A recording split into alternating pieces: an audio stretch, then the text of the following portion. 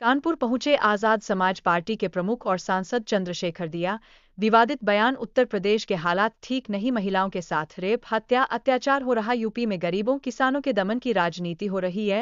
चंद्रशेखर ने कोर्ट और सरकार पर खड़े किए प्रश्न चिन्ह, बोले दोनों की मंशा ठीक नहीं है।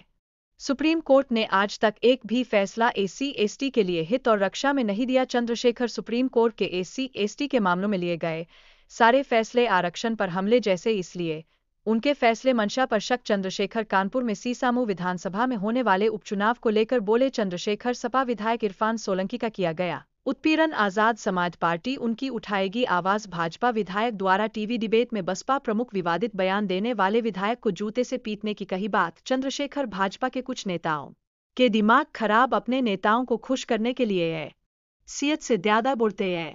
चंद्रशेखर ने बसपा प्रमुख मायावती को लेकर दिया बयान, बोले बहन जी हमारी नेता है, उनके सम्मान की लड़ाई लड़ेगी आजाद समाज पार्टी। एक भाई की हत्या हुई है, उसके बाद आज मैं धन्यवाद देता हूं और आपके माध्यम से, क्योंकि आज मंडल कमीशन के अध्यक्ष डीपी मंडल जी की जयंती भी है। उन्हीं की जयंती के अवसर पे मामला रामसूर वर्मा जी के, इन दोनों ही महान पुरुषों के जयंती और उनके अवसर पे जो है एक कार्यक्रम हम लोगों ने सामाजिक न्याय सम्मेलन हमने रखा है बांदा में, उसमें मैं शामिल होऊंगा।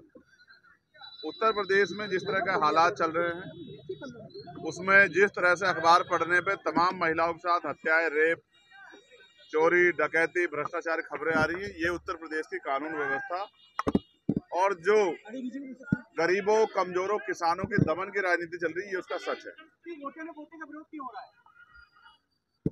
आपने फैसला पढ़ा नहीं, हमने फैसला पढ़ा। हम ये चाहते हैं कि हम भाइयों की एकजुटता बनी रहे और उस एकजुटता के लिए अब हमने प्रयास किया है कि बहुत जल्द हम शेड्यूल कास्ट की सभी जातियों के लोगों के प्रतिनिधित्व को बिठा के उनसे वार्ता करेंगे। हम कोशिश करेंगे कि एक दूसरे को समझें और इस फैसले को भी समझे, और अगर कोई रास्ता निकालना है तो हम ही लोग निकालें, क्योंकि सरकार की मंशा पे और कोर्ट की मंशा पे हमें शक है।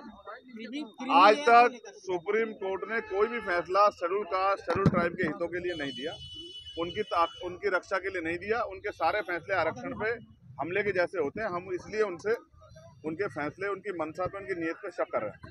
रही बात, अब उपचुनाव है,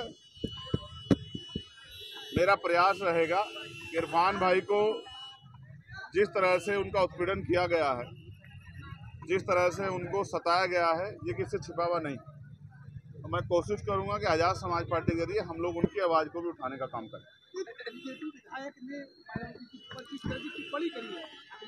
उस विधायक को जूते से पीटना चाहिए।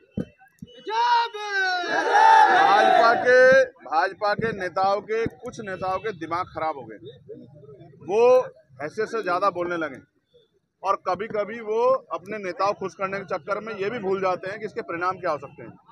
बहन जी हमारी नेता है, आदर्श है, उनके सम्मान से अगर उनके सम्मान में कोई गलत शब्द कहेगा तो फिर भीम आर्मी के लोग, आजाद समाज पार्टी के लोग उससे हिसाब किताब करेंगे। इस बात को मैं उनको सावधान करना चाहता हूँ। आजाद समाज पार्टी सीतामऊ में लड़ रही है, इसको चुनौती समझते हैं या फिर आप? नहीं, कोई चुनौती नहीं। आजाद समाज पार्टी के लोग मेहनत कर रहे हैं, जनता उनके साथ कर रही है। उस पर पार्टी अपनी तैयारी कर रही है और पार्टी का स्टेट का जो ऑर्डर होगा हम लोग उसको फॉलो करेंगे।